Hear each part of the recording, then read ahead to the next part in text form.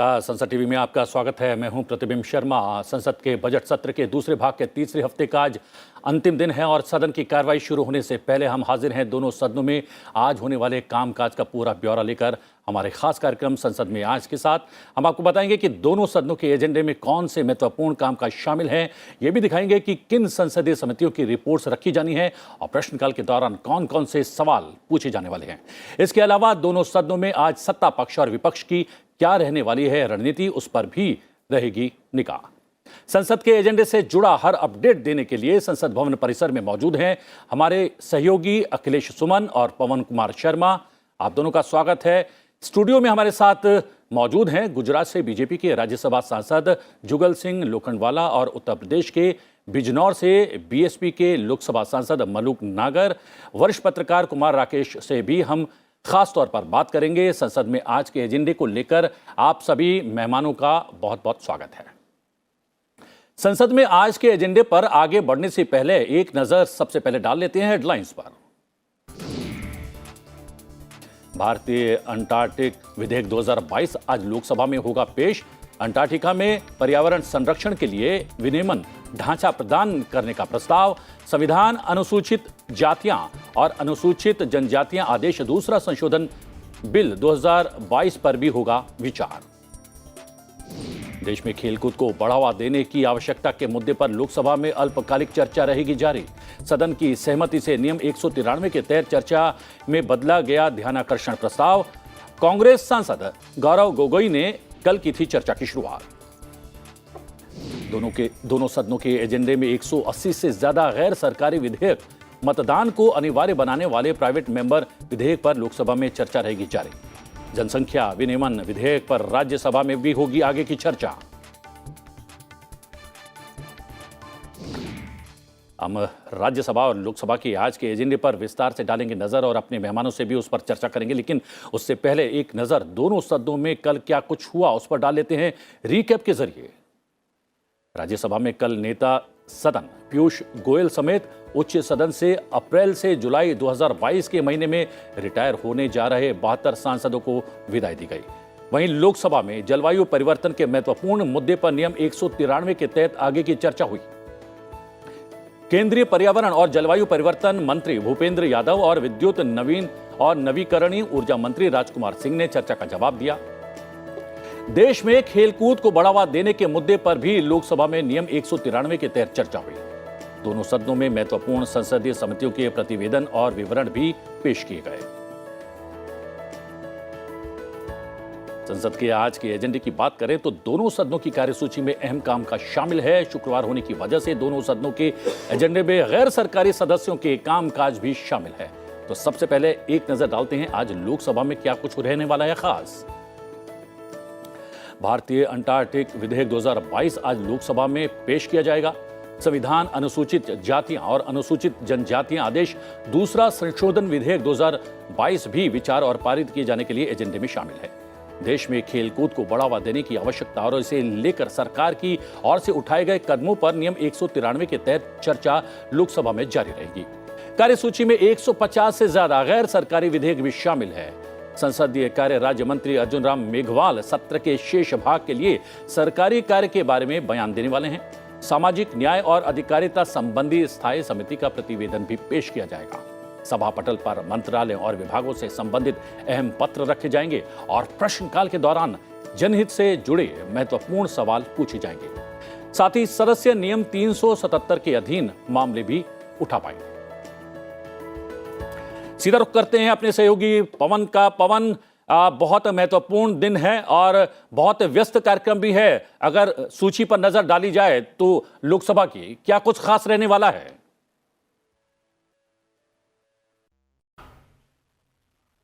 पवन, आवाज आ रही है? क्या कुछ खास रहने वाला है लोकसभा की कार्रवाई में?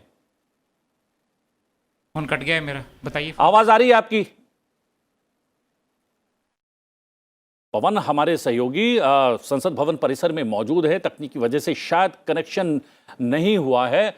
एक एक रिएक्शन ले लेते हैं अपने माननीय विशेषज्ञ मेहमानों से। और जिस तरीके से मलूक जी, अगर बात करें लोकसभा की, हमने कार्यसूची बता दी है और अपने सहयोगी से और अधिक जानकारी हासिल करेंगे।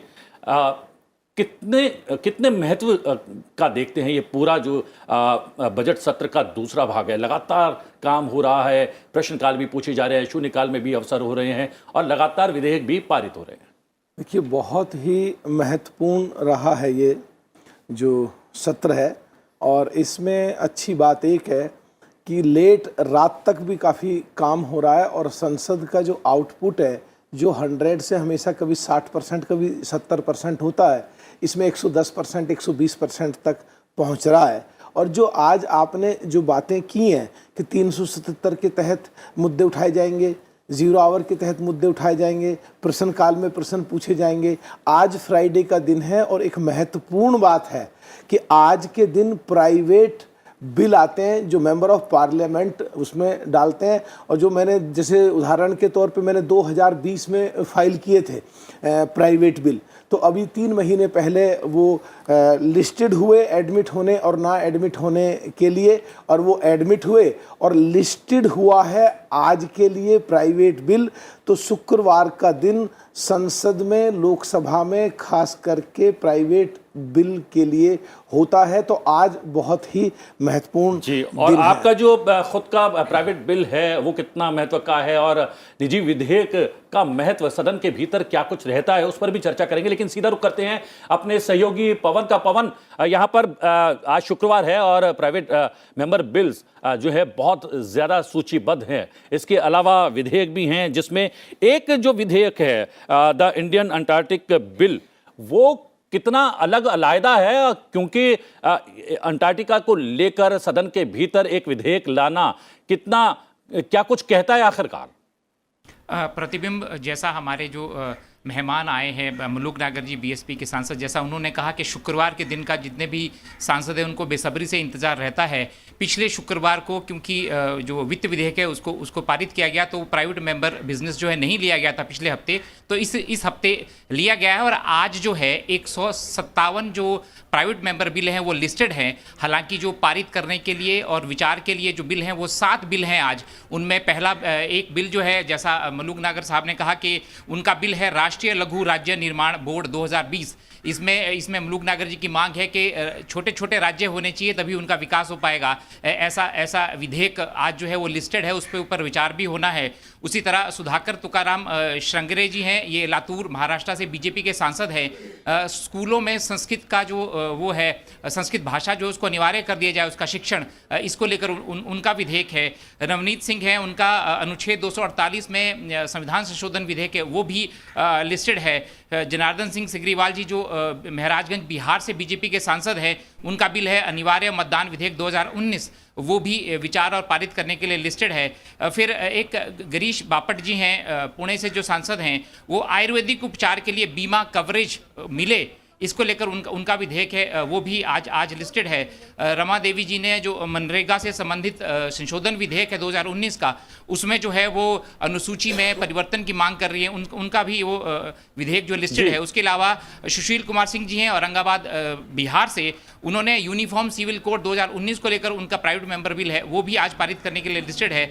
और राहुल शिवाले जो है, उन्होंने लोक प्रतिनिधित्व संशोधन विधेयक 2019 की जो धारा है 30 में, उसमें परिवर्तन की मांग को लेकर उनका विधेयक है। तो ऐसे 7 जो प्राइवेट मेंबर बिल हैं वो लिस्टेड हैं। इसके अलावा अगर मैं, क्योंकि जो कार्रवाई है वो प्रश्नकाल से शुरुआत होती है, प्रतिबिंब जी, आज भी सदन में बहुत जो प्रश्नकाल है बहुत महत्वपूर्ण होने वाला है। बाकी जो कार्रवाई होने वाली है, संभावित कार्रवाई, उस पर मैं वापस आऊंगा। एक रिएक्शन मैं चाहता हूं कि अपने विशेषज्ञ मेहमानों से स्टूडियो में जो मौजूद हैं उनसे ले लेता हूं। अगर प्राइवेट मेंबर बिल की बात करें, कितना महत्वपूर्ण है जगदीश जी, क्या संज्ञान में लाने का प्रयास किया जाता है? क्योंकि हमने देखा कि निजी विधेयक बहुत ज्यादा पारित नहीं हो पाते हैं।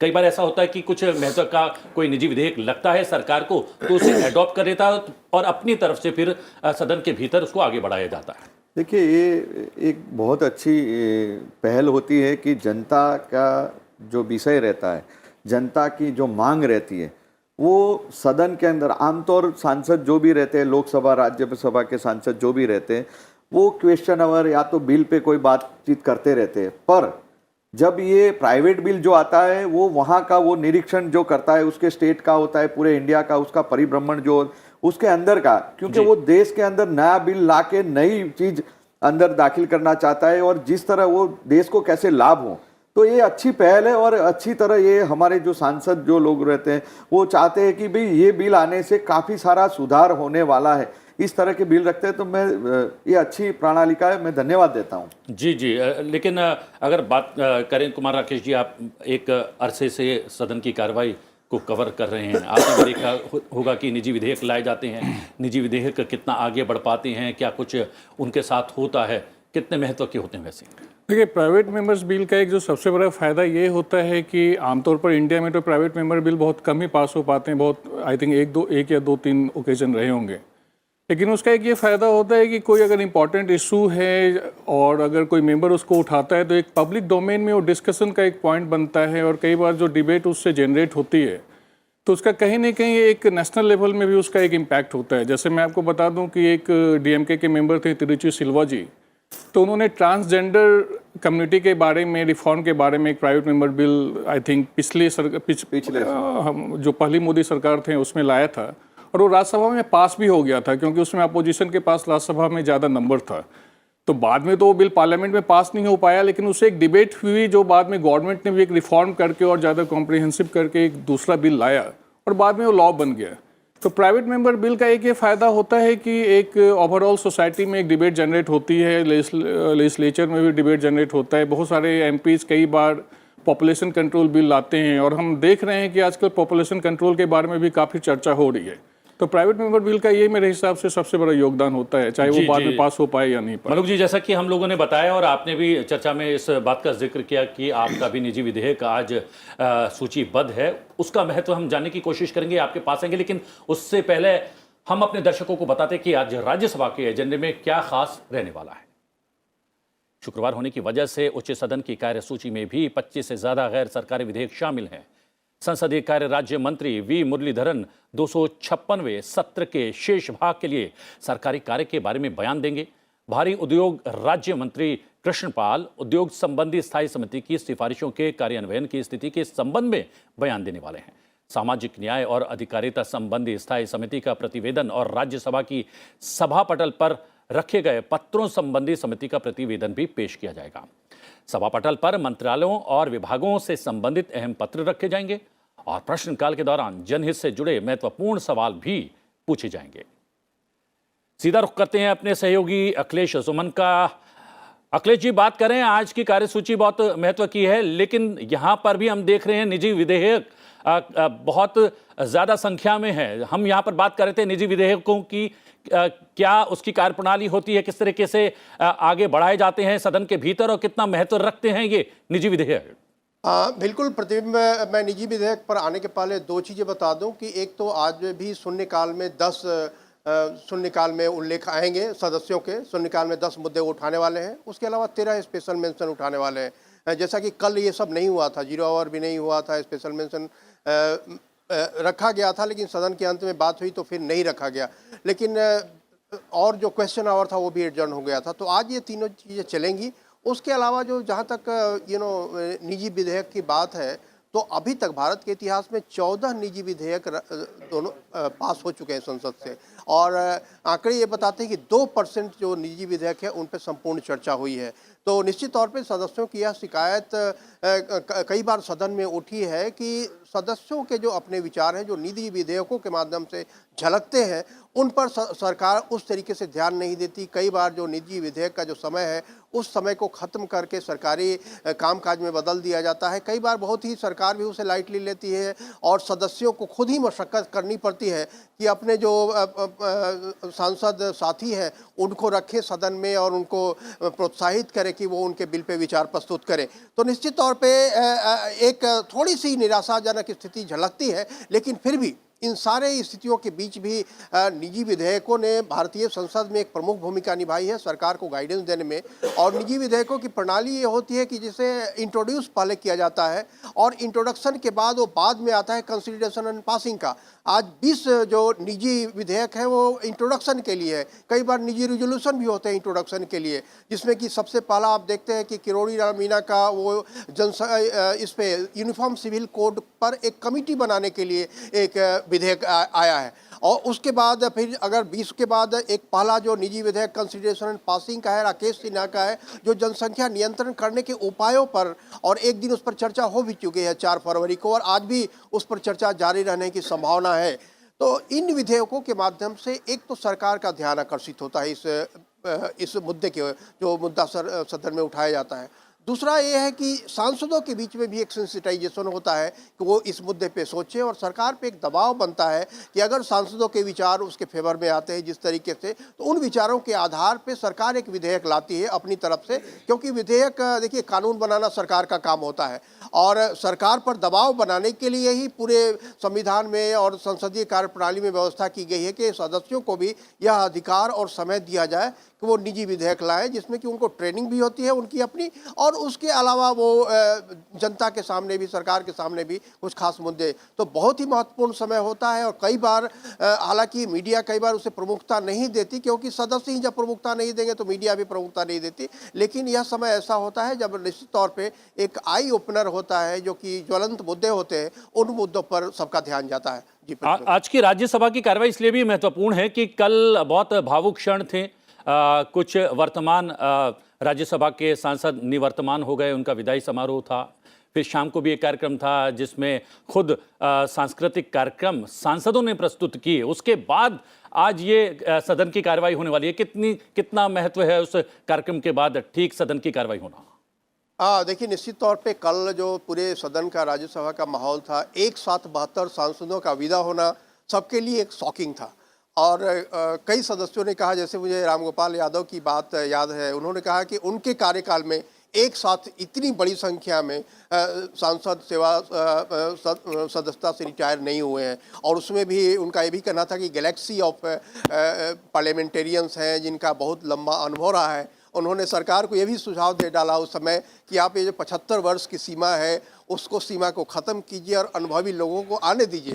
तो ये बातें हुई, लेकिन निश्चित तौर पे ये सुझाव था। कुछ सदस्यों ने यह भी सुझाव दिया, क्योंकि देखिए, प्रतिबिंब जब विदा होने का समय होता है, तो मैंने कई बार देखा है कि विदाई के समय एक तो वो जो विदा होने वाले सांसदों के बारे में, उनकी व्यक्तिगत जिंदगी के बारे में, सांसद बनने के पहले के उनके जीवन के बारे में भी बहुत कुछ जानने को मिलता है। और कई बार सारे सदस्य भी नहीं जानते, मीडिया भी नहीं जानती, यहाँ तक कि जो अधिकारी हैं उनको भी उतना पता नहीं होता। तो निश्चित तौर पे बहुत भावुक क्षण होता है, और हुआ, कल भी हुआ। प्रधानमंत्री नरेंद्र मोदी खुद भी मौजूद थे। उन्होंने भी सदस्यों को कहा कि आप जब यहाँ से जाएं तो एक तरीके से अपने जो अनुभव हैं उन अनुभवों को लिखें, कलमबद्ध करें। और पूरे देश में आप फैल गए हैं, 19 राज्यों के वो सांसद हैं, तो 19 राज्यों में अपने जो अनुभव है उन आपके अनुभव जाएंगे। और उसके अलावा किसी सांसद ने कहा कि इंस्टीट्यूशनल मेमोरी बनेगा, जो भी आप लिखेंगे वो एक इंस्टीट्यूशनल मेमोरी बनेगा, जो बाद में जो कार्यप्रणाली, संसद की कार्यप्रणाली, कई बार परंपराएं, ये सारी बातें उसमें झलकती है। जो शोधकर्ताओं अखिलेश, यहाँ पर जुगल लोखंडवाला जी भी यहाँ पर मौजूद हैं, राज्यसभा के माननीय सांसद जुगल जी।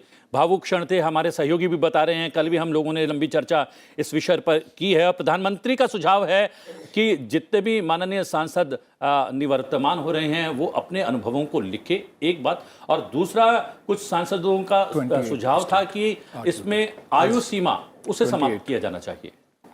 देखिए, ये पहली तो बहुत प्रधानमंत्री नरेंद्र मोदी जी ने बहुत अच्छी तरह उनकी बात, क्योंकि हम लोग जो भी सांसद यहाँ आते हैं, पहले तो हमें यहाँ का क्या कोरम है, किस तरह हमें बात रखनी है, किस तरह हम लोग पार्लियामेंट में बात कर सकते हैं, वो सब नया नया सीखने को मिलता है। नए नए लोग होते हैं।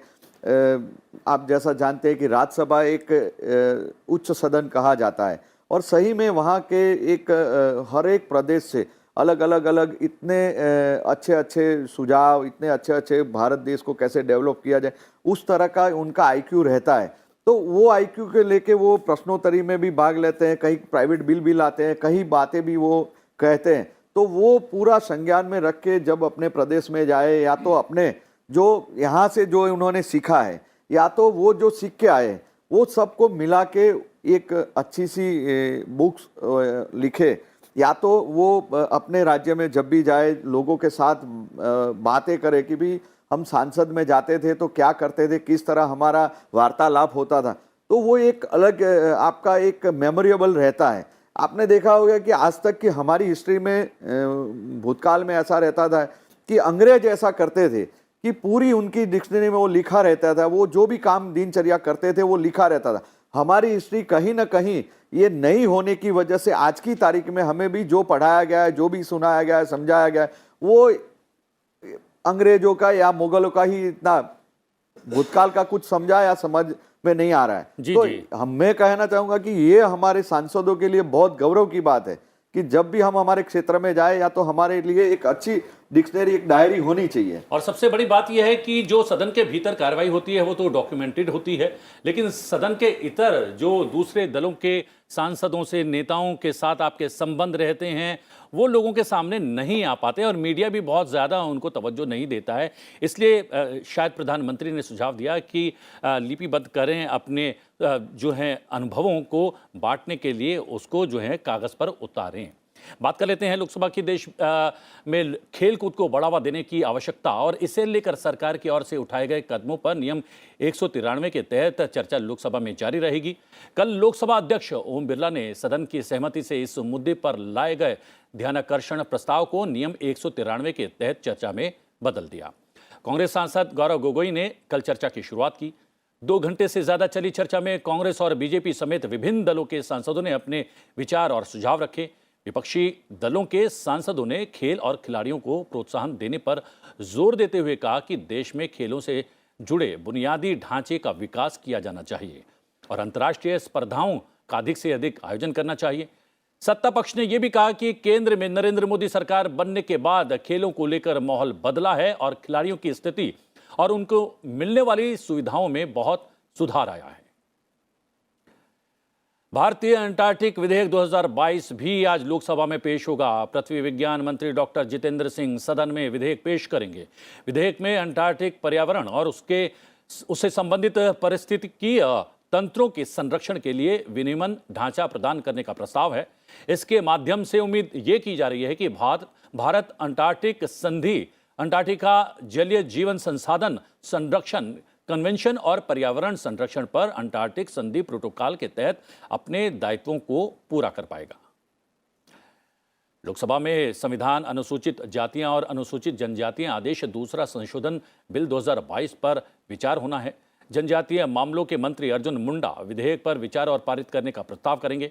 इसके जरिए संविधान अनुसूचित जातियां आदेश 1950 और संविधान अनुसूचित जनजातियां उत्तर प्रदेश आदेश 1967 का और संशोधन किया जाना है। बिल उत्तर प्रदेश के 4 जिलों चंदौली, कुशीनगर, संत कबीर नगर और संत रविदास नगर में गोंड समुदाय को अनुसूचित जाति की सूची से हटाने के लिए संविधान अनुसूचित जातियां आदेश 1950 में संशोधन करता है। साथ ही इन्हीं 4 जिलों में गोंड समुदाय को अनुसूचित जनजाति के रूप में मान्यता देने के लिए अनुसूचित जनजाति आदेश में संशोधन भी करता है। ये विधेयक 28 मार्च को लोकसभा में पेश किया गया था। पवन, हमारे सहयोगी लगातार हमारे साथ बने हुए हैं। अगर विधेयकों की बात करें, बहुत महत्व के विधेयक हैं और पिछली बार हमारी बात हुई थी माननीय सांसदों से, उनका ये कहना था कि किस जाति को अनुसूचित जाति या जनजाति में शामिल करना है, उसके लिए सामंजस्य स्थापित करना चाहिए केंद्र सरकार को राज्य सरकारों के साथ। कितना महत्व का है ये विधेयक और अन्य विधेयक भी?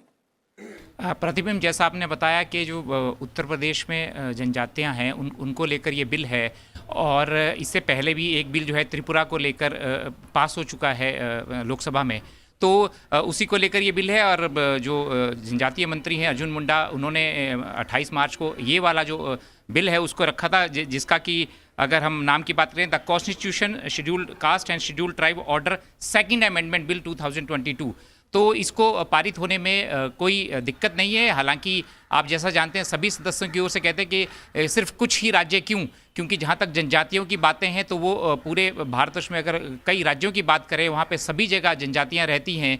उनके कल्याण को लेकर और उनको शामिल करने के लिए उनको लाभ पहुंचे सारी सरकारी योजनाओं का, ऐसा हर एक राज्य की तरफ से, राज्य सरकार की तरफ से निवेदन किया जाता है। हालांकि फिर विपक्ष की तरफ से ये कहा जाता है कि सिर्फ कुछ ही राज्यों को लेकर ये क्यों चीज़ें आ रही है, एक समग्र रूप से ये ऐसा बिल आना चाहिए।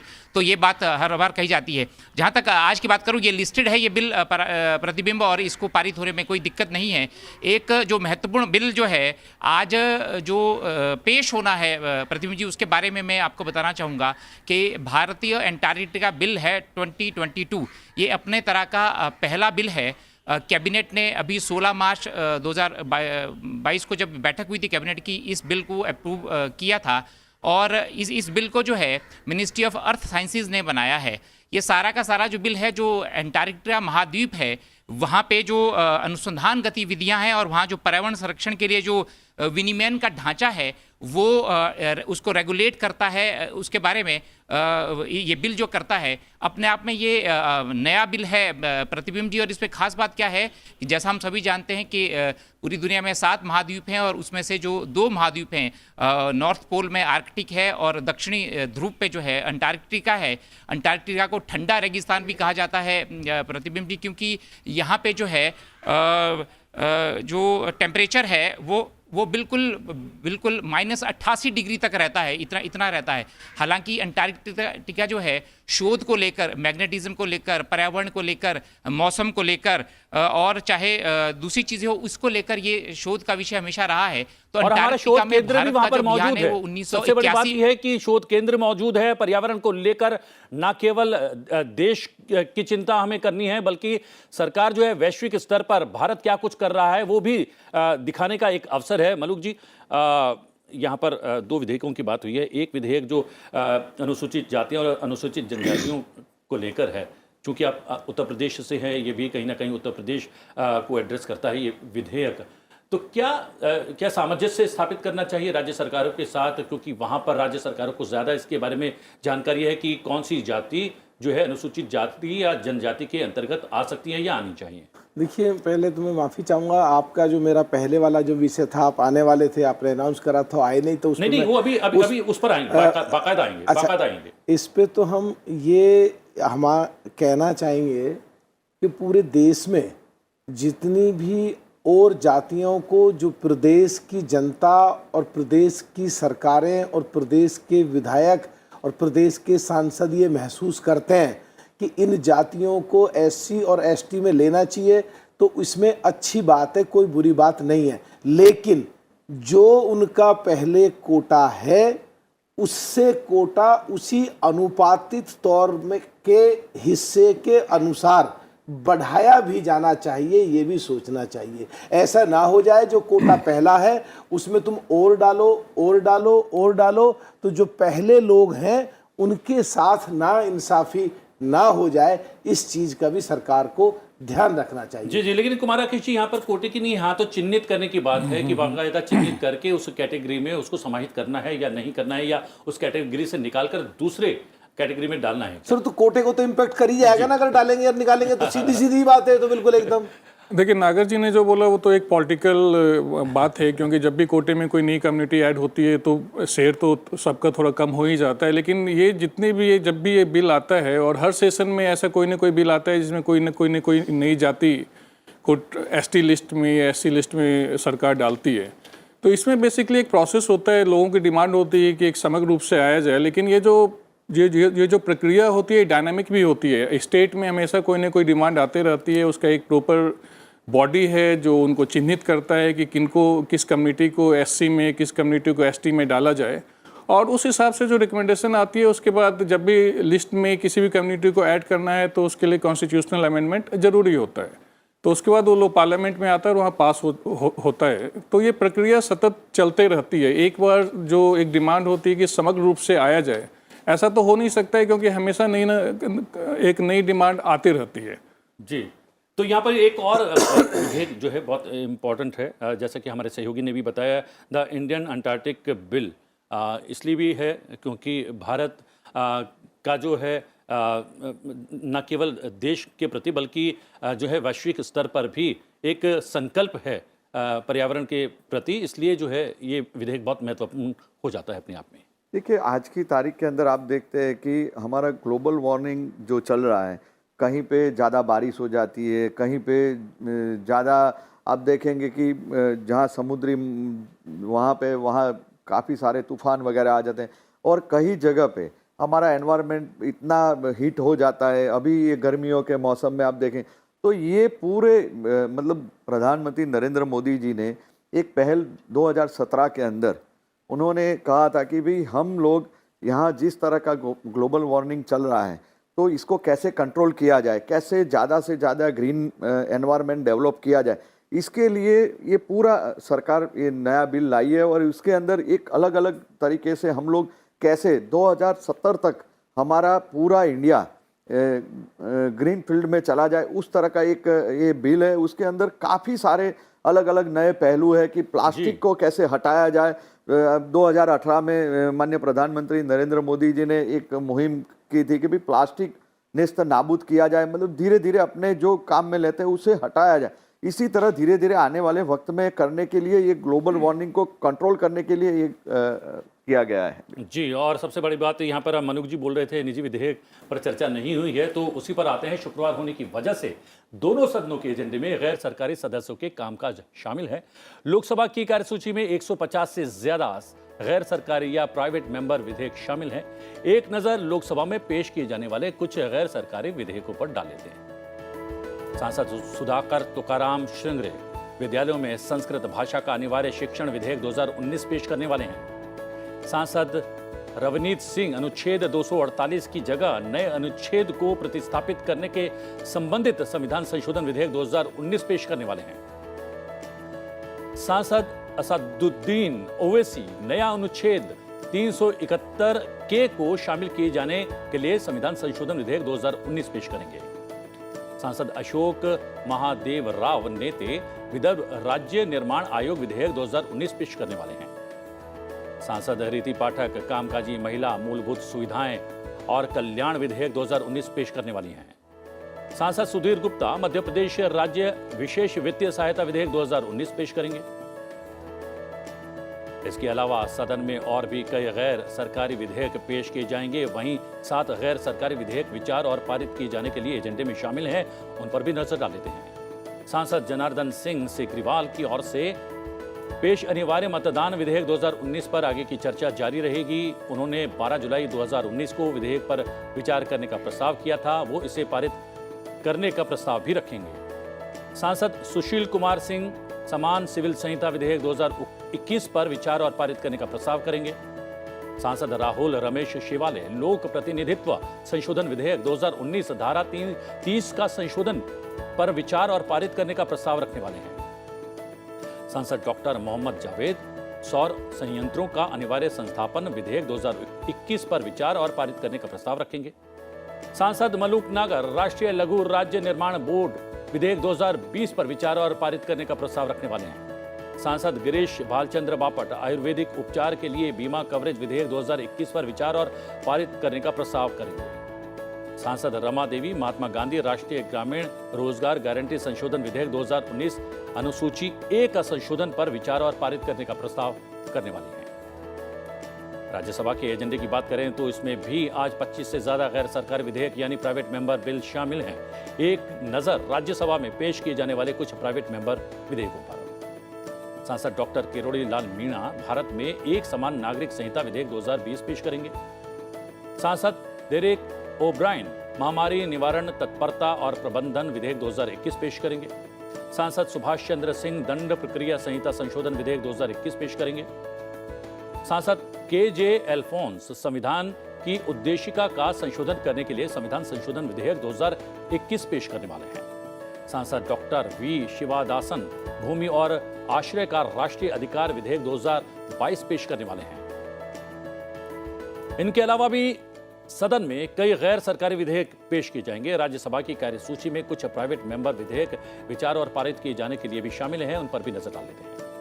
बीजेपी सांसद राकेश सिन्हा की ओर से पेश जनसंख्या विनियमन विधेयक 2019 पर उच्च सदन में आगे की चर्चा होगी।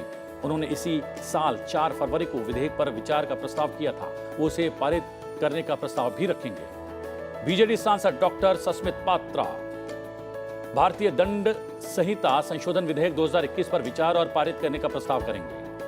सांसद के.टी.एस. तुलसी कुष्ठ रोग से प्रभावित व्यक्तियों और उनके कुटुंबों के अधिकार विभेद के प्रति संरक्षण और सामाजिक कल्याण की गारंटी विधेयक 2021 पर विचार और पारित करने का प्रस्ताव करेंगे। सांसद सरोज पांडे लैंगिक अपराधों से बालकों का संरक्षण संशोधन विधेयक 2020 पर विचार और पारित करने का प्रस्ताव करेंगे। सांसद प्रदीप टमटा स्वैच्छिक संगठन विनियमन विधेयक 2016 पर विचार और पारित करने का प्रस्ताव करेंगे। मलुक जी, आपने जिक्र किया था और आपके निजी विधेयक पर आते हैं। राष्ट्रीय लघु राज्य बोर्ड, ये क्या आपके निजी विधेयक का तात्पर्य देश में छोटे राज्यों के निर्माण से है और उससे संबंधित बोर्ड से है? देखिए, अगर माननीय प्रधानमंत्री मोदी जी के सपने $5 ट्रिलियन की इकोनॉमी को पूरा करना या सफल करना, तो उसकी दो ही सीधी सीधी बात है। एक तो देश के जितने भी व्यापारी हैं, बड़े हों या छोटे हों, सरकार सख्ती करे, बहुत अच्छी बात है, ज़्यादा से ज़्यादा टैक्स और सारी चीज़ें आए, लेकिन उनको जो सुविधाएं जो पूरे वर्ल्ड में, जो दूसरे देशों में, जो यूएस में, जो यूरोप में, जो यूके में मिलती हैं, वो दी जाए। और पूरे देश में जो भी बड़े प्रदेश हैं उनको छोटे हिस्सों में बांटा जाए, जिससे उनकी परफॉर्मेंस बढ़िया तरीके से आ जाए। जैसे पहले पंजाब और हरियाणा एक बड़ा प्रदेश था, अलग अलग करे, दोनों ने तरक्की करी। अब जैसे इसी को ले, चंडीगढ़ केंद्र शासित, पंजाब अलग है, हरियाणा अलग है, और दोनों की अगर जनसंख्या को जोड़ें तो यूपी के आधी भी नहीं बैठती। जम्मू कश्मीर को जब 370 के तहत अब देश में असली जो लोगों को आज़ादी से अब तक जो सुविधाएं से वंचित थे, चाहे दलित थे, चाहे पिछड़े थे, चाहे SC ST, उनको जो आज़ादी मिली है, तो वहाँ सरकार ने सोचा है कि इसको भी दो हिस्सों में बांट देना चाहिए, यूटी कैडर करके, एक को राज्य और एक को बगैर राज्य केंद्र शासित करके, और दूसरे को भी केंद्र शासित करके पर राज्य। सर मेरी आधी मिनट में बात खत्म कर रहा हूं मैं, आधी मिनट में, इसी संबंध आधी मिनट, फिर आपकी बात पा जाऊंगा। नहीं, ये तो बैकग्राउंड है, हम जानना चाहते हैं कि मैं उसी बात आ रहा हूं। ऐसे ही यूपी में अगर पश्चिमी यूपी को 30 जिलों को लें तो 7 करोड़ 22 लाख बैठते हैं, जो पहले हमारे देश में 29 प्रदेश थे, जो भी 28 हो गए हैं, या उनको कहो कि 30 हो गए हैं, 2 अलग कर दिए हैं, जम्मू कश्मीर अलग और लद्दाख अलग। करीब 10 प्रदेश ऐसे हैं जो 7 करोड़ 22 लाख से कम हैं, तो पश्चिमी उत्तर प्रदेश को भी, और देश के कई सारे प्रदेश ऐसे हैं जहां उनको 2 हिस्सों में, कहीं 3 हिस्सों, 4 हिस्सों में बांट करके तरक्की करी जा सकती है। उत्तर प्रदेश के बारे में 1954 में चौधरी ब्रह्म प्रकाश जी, 1955 में बाबा अंबेडकर साहब ने ये एक मंच से कहा था, 89 में केसी त्यागी ने चिट्ठी लिखी थी, 2012 में माननीय मायावती जी ने अपने सदन में प्रस्ताव पास करके यूपी को 4 हिस्सों में बांटा जाए, और देश में पहली ही बार संसद में उत्तर प्रदेश के बारे में 4 हिस्सों में बांटने के लिए मैंने मुद्दा उठाया था, और अब प्राइवेट बिल लेकर आया हूं। और आपने जो कहा कि इनको पास नहीं करते हैं, ये सच बात है, लेकिन बहुत सारे प्राइवेट मेंबर्स बिल और भी हैं। जुगल जी हमारे साथ यहाँ पर मौजूद हैं। चूंकि यहाँ पर सरकार का संज्ञान जाए, ओपिनियन बने, और आने वाले समय में सरकार सोचे जिससे उत्तर प्रदेश को 4 हिस्सों में बांट करके लोगों को तमाम सुविधा मिल सके जो छोटे राज्यों में पूरे देश में मिल रही है। जी, लोकसभा राज्यसभा की बात करें तो बहुत सारे निजी विधेयक आज सूचीबद्ध हैं, और कुछ निजी विधेयक तो ऐसे हैं जुगल जी जो सीधे सीधे कहीं ना कहीं बीजेपी की अगर बात करें, वो कहीं ना कहीं उसको लेकर काफ़ी मुखर भी रही है, चाहे समान नागरिक संहिता की बात हो, चाहे मतदान अनिवार्य करने की बात हो, या फिर जनसंख्या विनियमन की बात हो। 3 ऐसे विधेयक हैं जो कहीं ना कहीं आपके विचारधारा के भी बहुत करीब हैं। देखिए, ये सरकार जब कोई भी प्राइवेट मेंबर बिल आता है तब सदन में चर्चा होती है, और चर्चा के जो निष्कर्ष आता है उसके बाद अगर लगता है तो सिलेक्टिव कमेटी में भी भेजा जाता है। मतलब हर एक बार सरकार को दोष देना कि भाई सरकार ये बिल नहीं चाहती या तो ये चाहती है, नहीं, ये पूरे सदन, लोकतंत्र का हमारा जो है वो ढांचे के हिसाब से, चाहे वो तो प्रक्रियागत हो गई है। अगर विधेयकों के महत्व की बात करें, जैसे जनसंख्या नियंत्रण को लेकर काफी हमने देखा कि आपकी राज्य सरकारें भी काफी मुखर हैं, आवाजें उठती रहती हैं, तो कितना महत्व का है? क्या आपको लगता है कि ये प्राइवेट मेंबर बिल आगे बढ़ना चाहिए, और कहीं ना कहीं सरकार चाहे तो इसे अडॉप्ट करके इस विधेयक को पारित करवाना चाहिए? मैं मेरे विचार से कहूँ तो ये एडॉप्ट करना चाहिए, क्योंकि आज जिस तरह हमारी देश की आबादी है कि विश्व के दूसरे नंबर पे हम पहुंच गए हैं, और हमारे जो साधन जो है साधन संपन्न वो हमारे लिए कम पड़ रहे, क्योंकि हमारे आने वाली पीढ़ियों के लिए भी हमें सोचना है कि आज की तारीख के अंदर जो जो यहाँ पे हमारे जो चाहिए वो सुविधाएं हमें नहीं मिलती। हर बार हम सरकार पे दोष रोपण किया करते हैं कि भाई हमें ये चीज़ नहीं मिलती, हमें वो चीज़ नहीं मिलती। और जिस तरह यहाँ पे देश की आबादी बढ़ रही है, हमारी ज़मीन नहीं बढ़ रही है जी। जिस तरह हमारी आबादी बढ़ रही है उसको कंट्रोल करना ही चाहिए। और ये मैं इसके पक्ष में हूँ कि भाई ये बिल लाना चाहिए और इसको पारित भी करके इसको करना ही चाहिए कि भी कंट्रोल करके हमारी आबादी कंट्रोल जितनी होगी उतने हम साधन संपन्न लोगों को देंगे, आने वाली पीढ़ियों को जी हम जी। लोग मैं देंगे। कुमार राकेश जी आपके पास आऊं उससे पहले मैं अपने सहयोगी अखिलेश सुमन के पास पहुंचता हूं। अखिलेश जी, हमने देखा कि पहले भी जब जो है जनसंख्या विनियमन विधेयक राकेश सिन्हा ने इंट्रोड्यूस किया था राज्यसभा के भीतर, काफ़ी गंभीर जो है वक्तव्य सामने आए थे। कितना जो है महत्व का ये निजी विधेयक है और क्या इस विधेयक को लेकर चाहे सत्ता पक्ष हो चाहे विपक्ष हो काफ़ी गंभीर है क्या? निश्चित तौर पे देखिए, जो पिछले दिनों चर्चा मैंने देखी, यहाँ तक कि सदन के बाहर भी जो आपस में सांसद बात करते हैं और सदन के अंदर तो 4 फरवरी को विपक्ष के कई सांसदों ने भाग लिया और एक तरीके से एक सर्वसम्मति है कि भारत की जनसंख्या काफ़ी है, विश्व में दूसरा स्थान है। लेकिन इस पे 2 साफ साफ लाइन नज़र आ रहे थे। एक लाइन तो ये कह रहा था कि जो प्रजनन है एक प्राकृतिक प्रक्रिया है और इसको बाई फोर्स आपको नहीं रोकना चाहिए, मतलब बल प्रयोग के द्वारा या कानून के द्वारा जनसंख्या नियंत्रण करने का जो तरीका है उसका कुछ सांसद विरोध कर रहे थे। कुछ सांसदों का यह कहना था कि जो पूरी प्रजनन की बात है और प्रजनन ज़्यादा होने की बात है वह पूरी तरह सुविधाओं पे आधारित है। अगर जहां देखा गया है कि जहां जिस देश में सुविधाएं ज़्यादा हैं, नागरिक सुविधाएं या सप्लाई की सुविधाएं या एक जीवन की सुरक्षा, वहां जनसंख्या नियंत्रण काफ़ी हुआ है और कई जगह तो कम हुआ है। और भारत जैसे देश में या चीन जैसे देश में जहाँ की जनसंख्या नियंत्रण ज़्यादा है, इसकी एक वजह ये भी बताते हैं कि वो सुविधाएं नहीं है आम नागरिकों को, वो सुरक्षा नहीं है। इसलिए उनको ये लगता है कि ज़्यादा बच्चे होंगे तो हमारे पास ज़्यादा आमदनी होगी, हम ज़्यादा सुरक्षित सरकार पूरे समाज में महसूस करेंगे। तो ये 2 धाराएं हैं, इन 2 धाराओं पे बात चल रही है और आज भी ये चलेगी। लेकिन निश्चित तौर पे देखिए, कल जो विधायी का काम भाषण हो रहा था उसमें कई सदस्यों ने ये बात उठाई कि जो बिल सरकार लाती है वो सरकार की इच्छा वाला बिल होता है। इसमें सांसद सिर्फ बोलते हैं और ये सरकार मेजॉरिटी और माइनॉरिटी के आधार पे सरकार के बिल पास हो जाते हैं। लेकिन उस पे चर्चा, उस बिल पे पहले चर्चा करने की क्या प्रक्रिया है,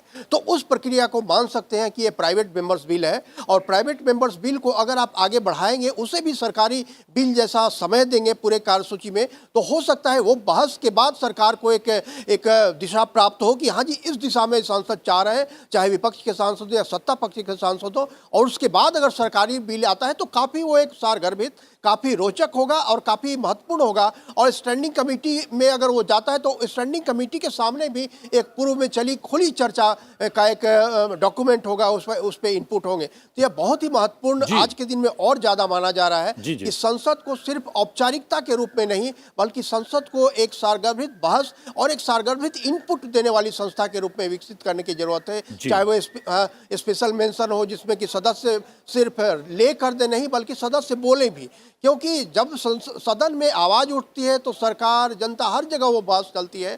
तो सबसे बड़ी बात यह कि काफी मंचों से ये विषय लगातार अखिलेश जी उठता रहा है और कुमार राकेश यहाँ पर मौजूद हैं।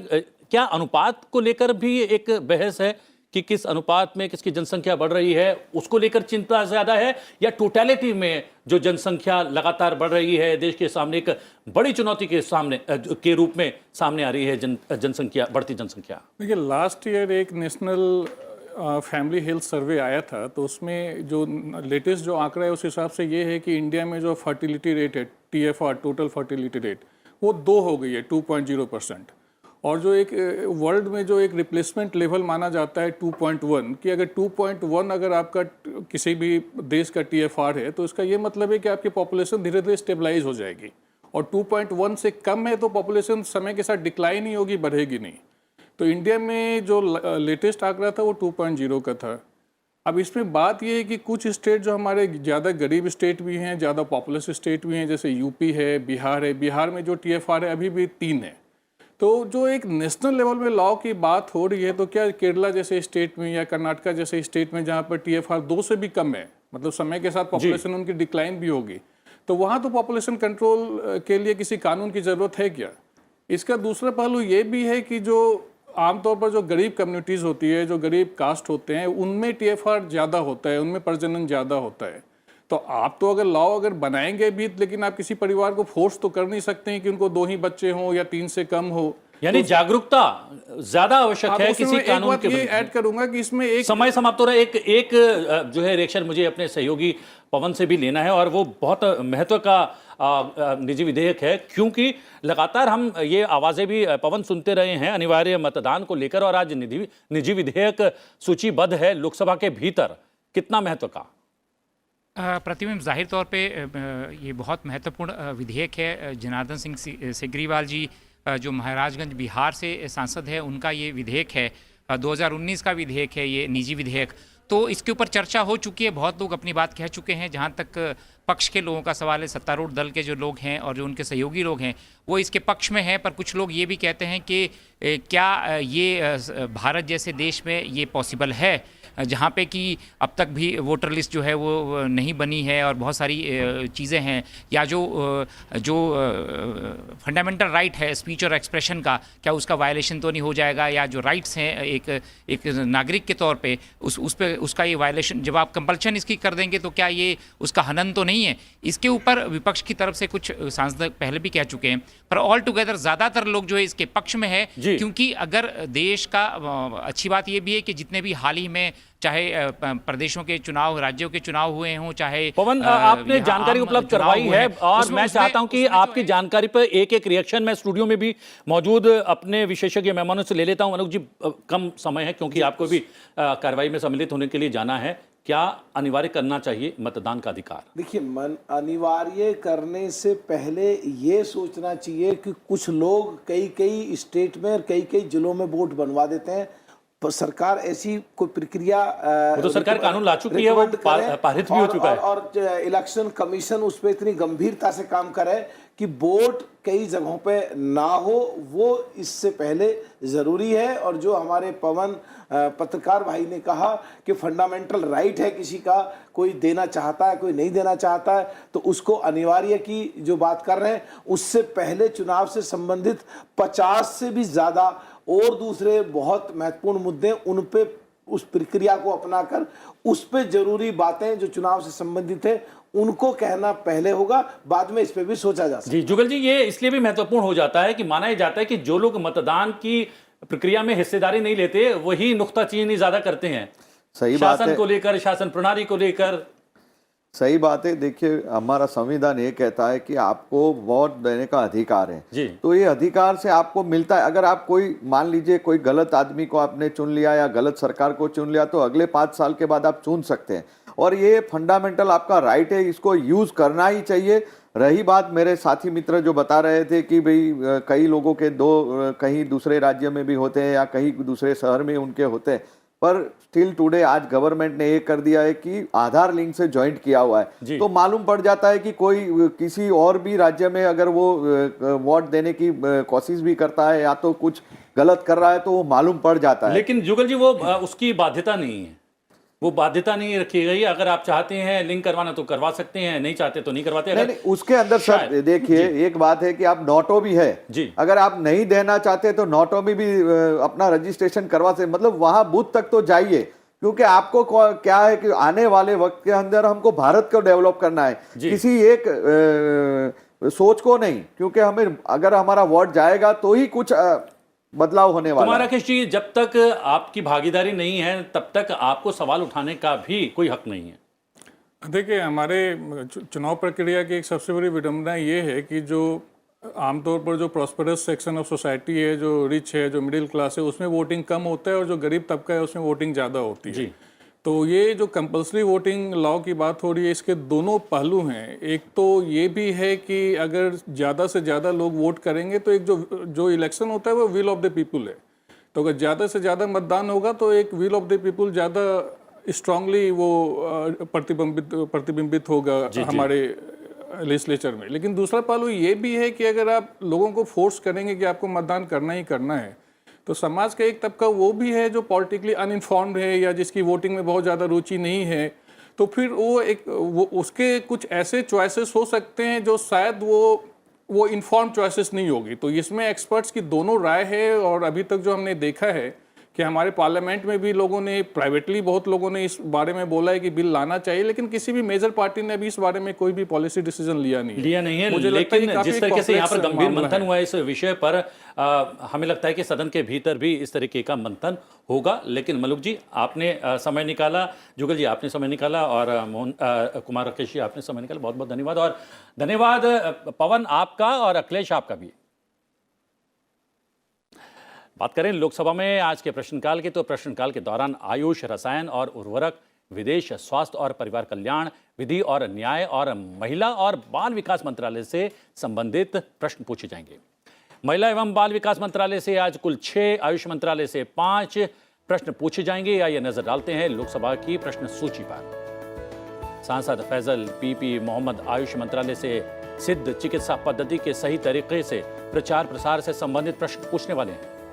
सांसद असदुद्दीन ओवैसी महिला एवं बाल विकास मंत्रालय से टेलीविजन कार्यक्रम में बच्चों की भागीदारी के लिए साल 2011 में NCPCR की ओर से बनाए गए नियमों से संबंधित प्रश्न पूछने वाले हैं। सांसद दिनेश चंद्र यादव स्वास्थ्य और परिवार कल्याण मंत्रालय से ICMR की ओर से कोविड-19 के संबंध में अनुसंधान और उसकी सफलता से संबंधित प्रश्न पूछने वाले हैं। सांसद अपराजिता सारंगी विधि और न्याय मंत्रालय से देश भर में न्यायालय और ग्राम पंचायतों की संख्या और वहां आने वाले मामलों से संबंधित प्रश्न पूछने वाले हैं। सांसद उत्तम कुमार नलमाड़ा रेड्डी महिला एवं बाल विकास मंत्रालय से आंगनवाड़ी केंद्रों में बच्चों की संख्या और उन्हें मिलने वाली सुविधाओं से संबंधित प्रश्न करेंगे। सांसद रामदास तड़स महिला एवं बाल विकास मंत्रालय से WHO की ओर से जारी कुपोषण संबंधी नए मापदंडों से जुड़ी सिफारिशों से संबंधित प्रश्न पूछने वाले हैं। सांसद RK सिंह पटेल महिला एवं बाल विकास मंत्रालय से महिला पुरुष अंतर संबंधी वैश्विक रिपोर्ट में भारत की रैंकिंग से जुड़ा प्रश्न पूछेंगे। सांसद कुलदीप रॉय शर्मा रसायन और उर्वरक मंत्रालय से रसायन और पेट्रो रसायन क्षेत्र में एस्बेस्ट के इस्तेमाल से संबंधित प्रश्न पूछने वाले हैं। सांसद जामयांग तसेरिंग नामग्याल आयुष मंत्रालय से राज्यवार सोवा रिकबा पारंपरिक चिकित्सकों की संख्या से संबंधित प्रश्न पूछने वाले हैं। सांसद चंद्र प्रकाश चौधरी स्वास्थ्य और परिवार कल्याण मंत्रालय से झारखंड में सरकारी चिकित्सा महाविद्यालय की स्थापना से संबंधित प्रश्न पूछने वाले हैं। सांसद रविंदर कुशवाहा स्वास्थ्य और परिवार कल्याण मंत्रालय से केंद्रीय सरकार स्वास्थ्य योजना के अंतर्गत चिकित्सकों की उपलब्धता से संबंधित प्रश्न पूछेंगे। सांसद शिरोमणि राम महिला और बाल विकास मंत्रालय से महिलाओं के प्रति अपराध की रोकथाम के लिए उठाए जाने वाले कदमों से संबंधित प्रश्न पूछने वाले हैं। सांसद सुदर्शन भगत आयुष मंत्रालय से आयुर्वेदिक औषधियों से संबंधित प्रश्न पूछेंगे। सांसद डॉक्टर उमेश जी जाधव रसायन और उर्वरक मंत्रालय से जीवन रक्षक दवाइयों की कीमत में आई कमी से संबंधित प्रश्न पूछेंगे। सांसद अशोक कुमार रावत विदेश मंत्रालय से बीते 3 साल में विदेशों में की गई तीर्थ यात्राओं से संबंधित प्रश्न करने वाले हैं। सांसद मनोज किशोर भाई कोटक स्वास्थ्य और परिवार कल्याण मंत्रालय से संधारणीय स्वास्थ्य परिचर्चा प्रणाली यानी कि सस्टेनेबल हेल्थ केयर इकोसिस्टम से संबंधित प्रश्न करने वाले हैं। सांसद अरुण साव आयुष मंत्रालय से आयुर्वेदिक औषधियों के संबंध में अनुसंधान को प्रोत्साहित करने संबंधी प्रश्न करने वाले हैं। सांसद संजय सेठ आयुष मंत्रालय से देश में योग और प्राकृतिक चिकित्सा को बढ़ावा देने से संबंधित प्रश्न करने वाले हैं। सांसद प्रवेश साहिब सिंह महिला एवं बाल विकास मंत्रालय से भीख मांगने वाले बच्चों से जुड़े ब्यौरे से संबंधित प्रश्न पूछेंगे। सांसद अनिल फिरोजिया स्वास्थ्य और परिवार कल्याण मंत्रालय से मातृ मृत्यु अनुपात से संबंधित प्रश्न पूछने वाले हैं। राज्यसभा की बात करें तो प्रश्नकाल के दौरान कृषि और किसान कल्याण, वाणिज्य और उद्योग, उपभोक्ता मामले, खाद्य और सार्वजनिक वितरण, इलेक्ट्रॉनिकी और सूचना प्रौद्योगिकी, मत्स्य पालन, पशुपालन और डेयरी, रेल और वस्त्र मंत्रालय से संबंधित प्रश्न पूछने वाले हैं। कृषि और किसान कल्याण मंत्रालय से 4 सवाल पूछे जाने हैं। आइए एक नजर डालते हैं प्रश्न सूची पर। सांसद प्रभाकर रेड्डी वेमी रेड्डी उपभोक्ता मामले, खाद्य और सार्वजनिक वितरण मंत्रालय से प्रधानमंत्री गरीब कल्याण अन्न योजना यानी कि PMGKAY के कार्यान्वयन से जुड़ा प्रश्न पूछने वाले हैं। सांसद GVL नरसिम्हा राव उपभोक्ता मामले, खाद्य और सार्वजनिक वितरण मंत्रालय से आंध्र प्रदेश और तेलंगाना से धान की खरीदी में कदाचार यानी कि भ्रष्टाचार से जुड़े आंकड़ों से संबंधित प्रश्न करने वाले हैं। सांसद अयोध्या रामी रेड्डी आला वाणिज्य और उद्योग मंत्रालय से DMIC और CBIC के लिए निधि जारी किए जाने से जुड़ा प्रश्न करने वाले हैं। सांसद एम शनमुगम कृषि और किसान कल्याण मंत्रालय से एमएसपी और किसानों के मुद्दों की समीक्षा के लिए समिति के गठन से जुड़ा हुआ प्रश्न करने वाले हैं। सांसद जी.सी. चंद्रशेखर मत्स्य पालन, पशुपालन और डेयरी मंत्रालय से देश में गौशालाओं की सहायता और साल 2017 से लेकर अब तक खुली गौशालाओं से जुड़ा हुआ प्रश्न करने वाले हैं। सांसद संजय सेठ कृषि और किसान कल्याण मंत्रालय से कीटनाशकों के छिड़काव के लिए ड्रोन्स का इस्तेमाल किए जाने से जुड़ा हुआ प्रश्न करने वाले हैं। सांसद वाई.एस. चौधरी वाणिज्य और उद्योग मंत्रालय से स्वच्छ ऊर्जा और नवोन्मेष यानी कि क्लीन एनर्जी एंड इनोवेशन में स्टार्टअप्स से जुड़ा हुआ प्रश्न करने वाले हैं। सांसद के.जे. अल्फोंस रेल मंत्रालय से केरल में ट्रेन की गति में वृद्धि किए जाने से जुड़ा प्रश्न करने वाले हैं। सांसद डॉक्टर सस्मित पात्रा उपभोक्ता मामले, खाद्य और सार्वजनिक वितरण मंत्रालय से धान की खरीद हेतु किसानों को एमएसपी दिए जाने हेतु अंतरित धनराशि से जुड़ा हुआ प्रश्न करने वाले हैं।